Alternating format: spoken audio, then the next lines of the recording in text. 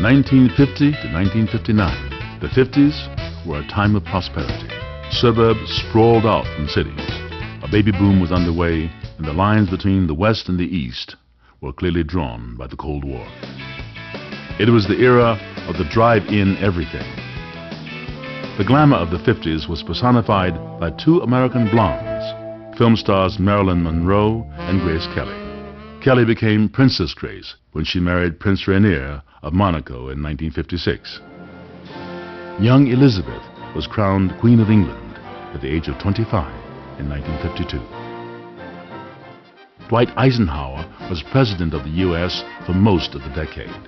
First elected in 1952, Eisenhower and vice presidential running mate Richard Nixon easily won re-election 4 years later. The dreaded disease polio was vanquished with the invention of a vaccine in 1955. President Eisenhower was forced to send federal troops to Little Rock, Arkansas to enforce the Supreme Court's Brown versus Board of Education decision outlawing segregated schools. China, Eastern Europe, and the Soviet Union were under communist rule, and international events were colored by the Cold War. The Korean War was a classic Cold War confrontation.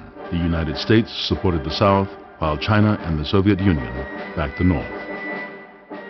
In the United States, Senator Joseph McCarthy urged the investigation of communist infiltration of America.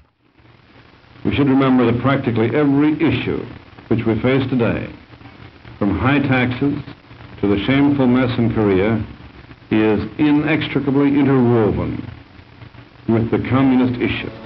In Hungary, the Soviet Union clamped down on dissidents, and Cuba fell to communism after rebel leader Fidel Castro claimed victory. With the Soviet launch of Sputnik, space became a desired destination, and the race for space soon took hold of the popular imagination. In the next decade, man would head for the moon.